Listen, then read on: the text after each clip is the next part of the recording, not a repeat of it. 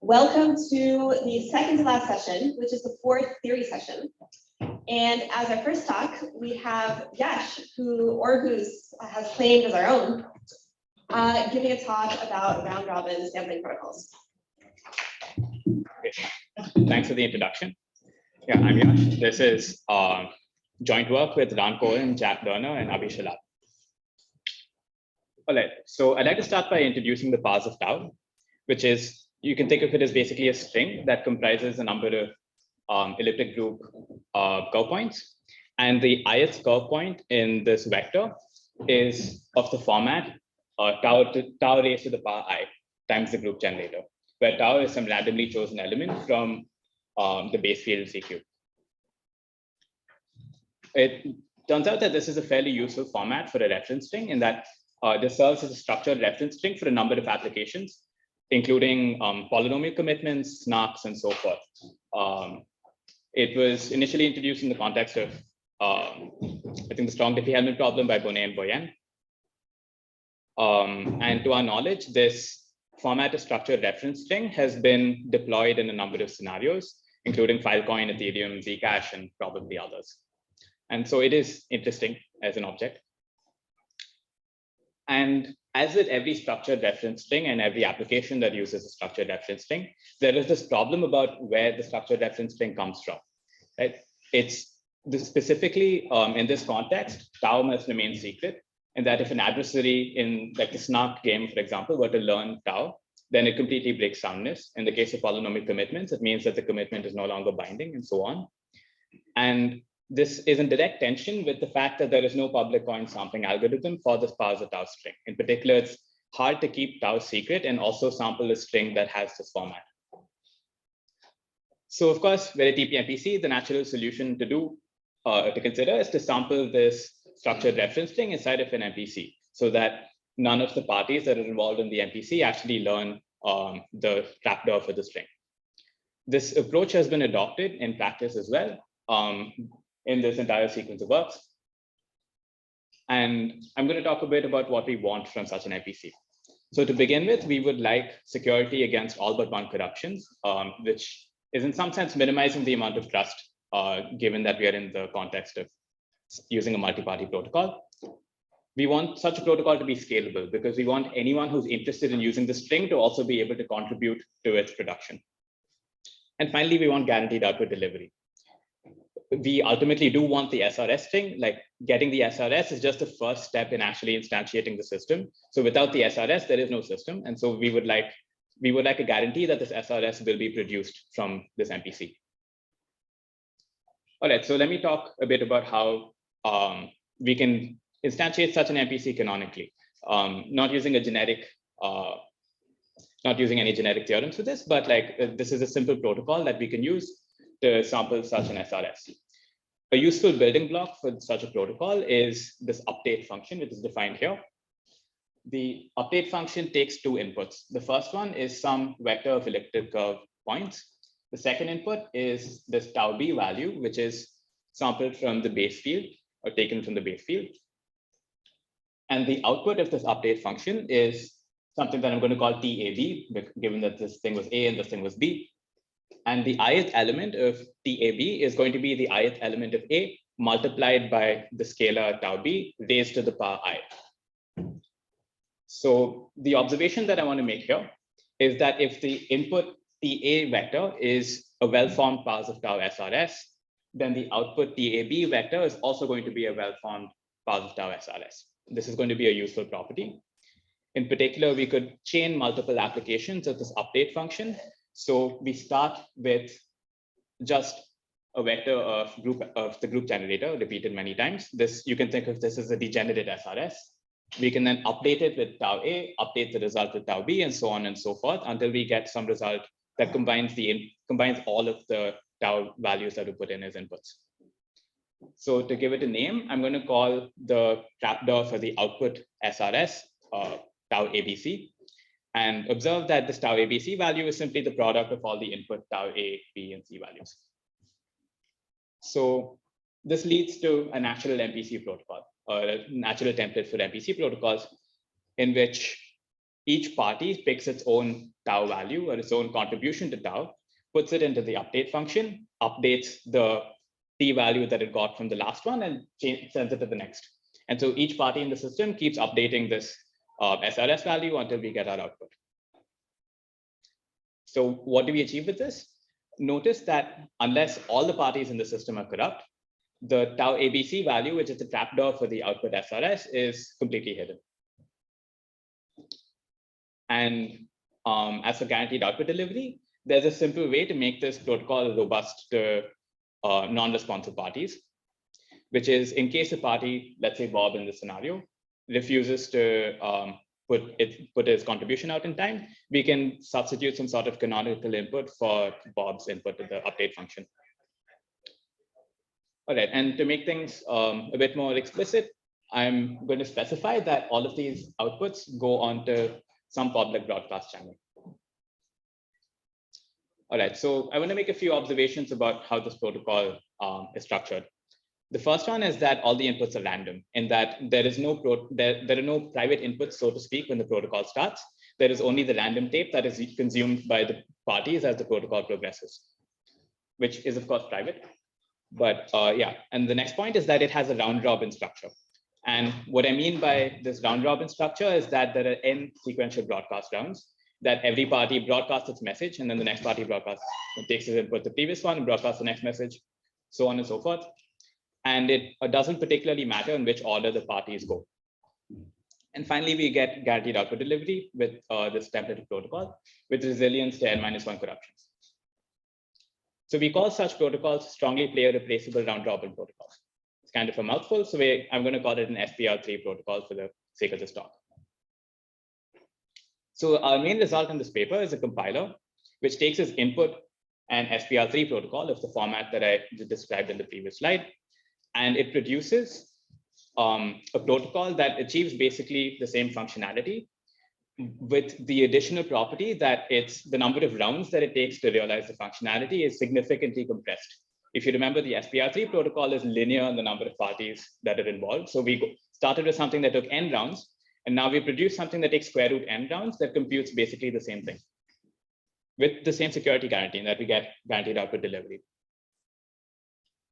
As a corollary, which I'm not going to talk about too much more, this abstraction of SPR3 also happens to fit some other useful things, or one other useful thing, which is that of verifiable mixed nets. And we give the first robust mixed net protocol that's sublinear in the number of parties that are involved. All right, so that was about SPR3. Let me give you a brief history of guaranteed output delivery. Cleve first showed that in the dishonest majority setting, there is some functionalities that you simply can't compute with guaranteed output delivery. In particular, the coin tossing functionality, or any protocol that realizes coin tossing and not the n rounds, sorry, r rounds, must have bias that is of this term, omega 1 over r. And it turns out that bias in general, this is bitwise bias, but bias for guaranteed output delivery protocols is not so much of a problem for polynomial commitments, which is something that we show in this work in the plane model. And it's not a problem for snarks as shown by Groth et al. In the algebraic group model. All right, so here's a simple way to get guaranteed output delivery for essentially any functionality. So we invoke some MPC protocol to compute the function. Then we have every party prove that they behaved honestly via some generic zero knowledge proof. And then if anyone cheats in this protocol and it fails for whatever reason, we figure out who it was that cheated, throw them out, and start again. This is linearly many rounds in the dishonest majority setting, because an adversary who corrupts, let's say, n-1 parties can force n-1 restarts. Right? And there's some rejection that can go on here. So this unfortunately turns out to be the state of the art for guaranteed output delivery in the dishonest majority setting for many, many applications that are interesting. We find a specific class of distributions for which this is not the state of the art. In particular, we show that we can sample certain things with square root of n broadcast rounds with guaranteed output delivery. All right, so how do we do this? Recall our canonical parser tau sampling protocol from earlier.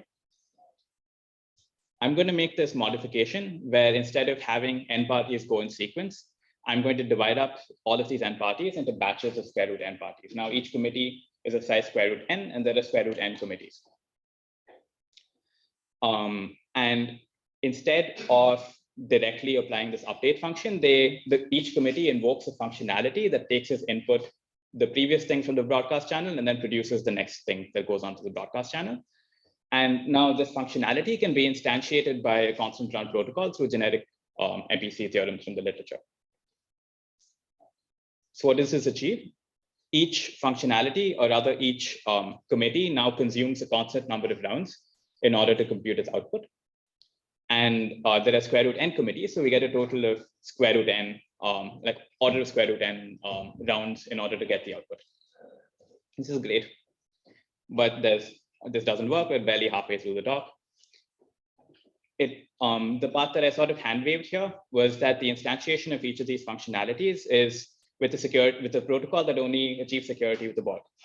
In that yes, indeed, you get the output in constant rounds if everyone behaves honestly, but the problem is that not everyone may behave honestly. There may be aborts, and how do you handle these aborts? Right. So this O square root n that I have up here is optimistic.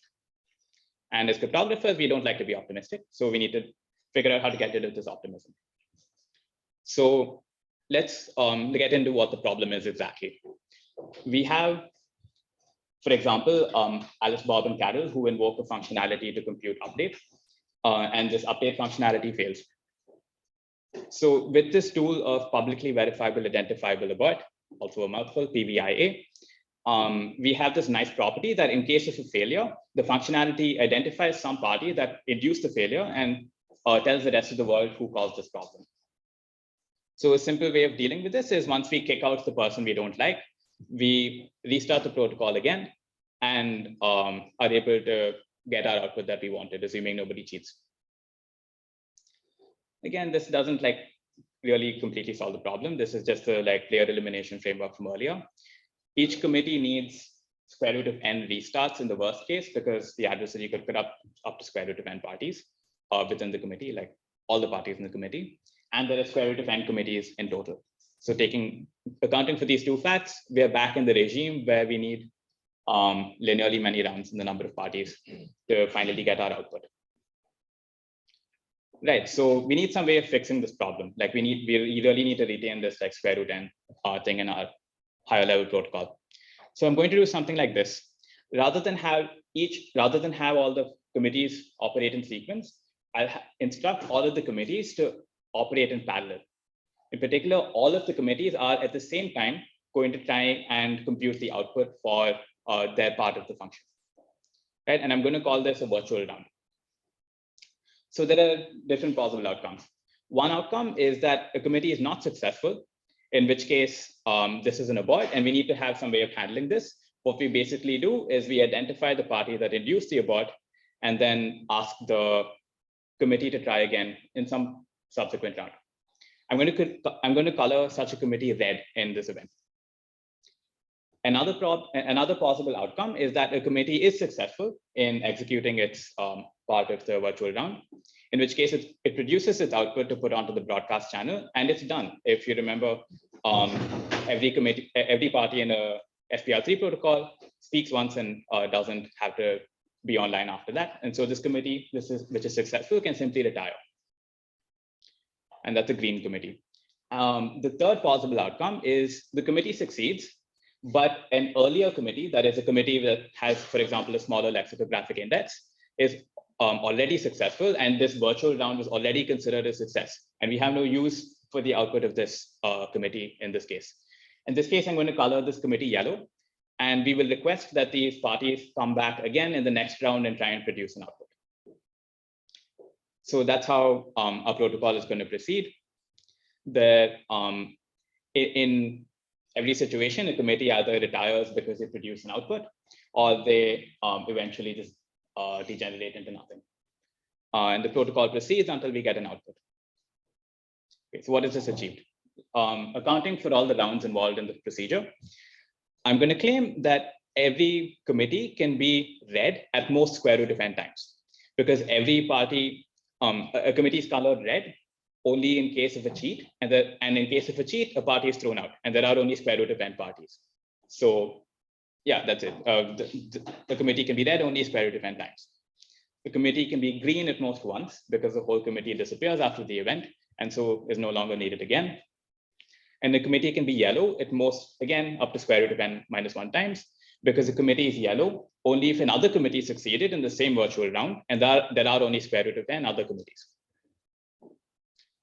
And so quantifying over all possible outcomes, we see that the maximum possible red, green, and yellow outcomes combined for any given committee is at most 2 square root of n. And because everyone operates in parallel, these 2 square root of n rounds for all the committees are in parallel, and that gives us our final number of virtual rounds.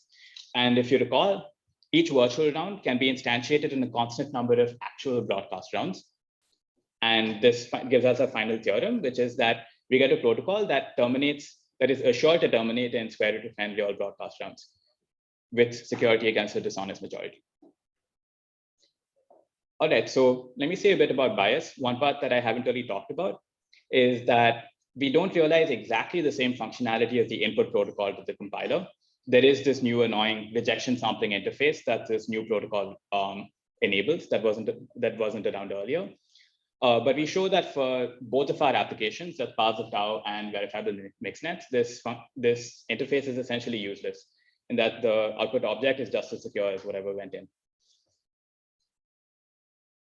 Right, so a bit about future directions. That's the sort of conceptual grounding. This TPMPC, we're in the theory session, and we sort of like to make our way over to practice. Maybe next year, we will see you again in the applications session, I don't know, hopefully. And then I will be happy. Maybe the year after that, I'm going to take a break and get some food. All right, so what's actually the bottleneck in going from theory to practice? Right? It's instantiating this F update box, instantiating this like ideal functionality. So in this talk, I mostly talked about, I've only spoken about feasibility in that we express update as a Boolean circuit, blah, blah, blah, and like use all these generic theorems to get a constant term MPC. This is kind of a problem because most of the operations that go in to this update operation are mostly scalar multiplications and also operations in the elliptic curve group. And yeah, we've seen recently that it's quite efficient to do these operations inside of an arithmetic MPC. So maybe we can look at that line of work. In particular, we can this computation of this update function is more efficiently expressed as an arithmetic circuit with some exponentiation gates. The penalty that we pay for this is that we lose this constant round figure that we got from the generic theorems. We instead get rounds that are logarithmic in the depth of the circuit, which is logarithmic in the highest power of tau that we want. And then also we have some tailored consistency checks to make sure that everyone behaved honestly instead of generic zero knowledge proofs. The overall complexity of this approach is that we lose this log D factor in the rounds, but this is still very much sublinear on the number of parties, and we estimate will be significantly better than the canonical protocol for like very real world parameters. So I've only talked about rounds in this talk, but of course, the other metrics, computation, bandwidth at least, are also plausibly constrained in many settings.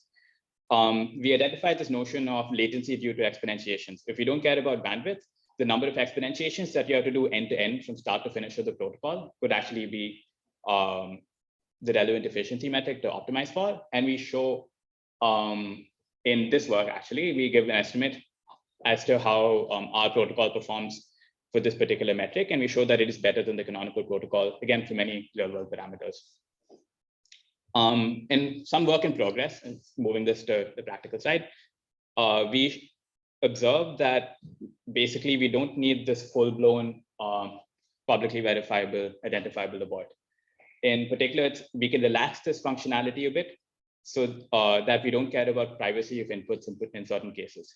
In particular, if we're going to throw away the output of a committee, or like if a committee is colored red and it aborts and we need to figure out who cheated, we aren't going to care about preserving input privacy because we aren't going to use the output of this functionality anyway. And if you remember, we only use random coins on time, so we can just get new fresh randomness.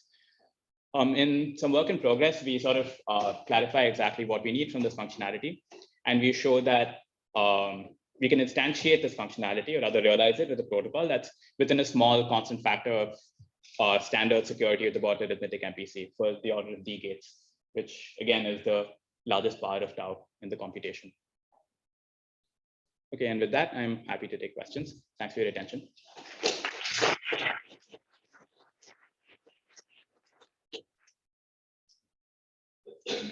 Any questions? Yes. So hi, can you go to the previous slide where you mentioned about the speed of relaxing of this chain? So like if you have an abort, like you say here, that you can just give away around the bar. Suppose here you also somewhere in this protocol that can be proven to set, right? Some kind of I would say adaptive security, right? Yeah. You need a stronger assumptions. Yeah, so that's a good question. Actually, a very good question. So that is a subtlety that we run into, in that we don't do this thing where we simply reveal random points. It's some hybrid of like using a MAC and also revealing random points, because like we're using these like OT-based multipliers, right, in which you have to like encode your input using some like gadget vector, and then this is hard in the adaptive security setting to deal with because you have to come up with random points that like map to an output. Anyway. Yeah, I guess we can talk offline, but the short answer to your question is we can't do the simple thing where you simply reveal all of your random points exactly for the reason that you said, because it's not adaptively secure, the concretely efficient protocols that we're considering. We can sort of achieve a compromise between like full-blown adaptive security and like, I guess, just security with the bot with nothing else, like with something that we have to pay special attention to, that like revealing the random coins and doing some other things.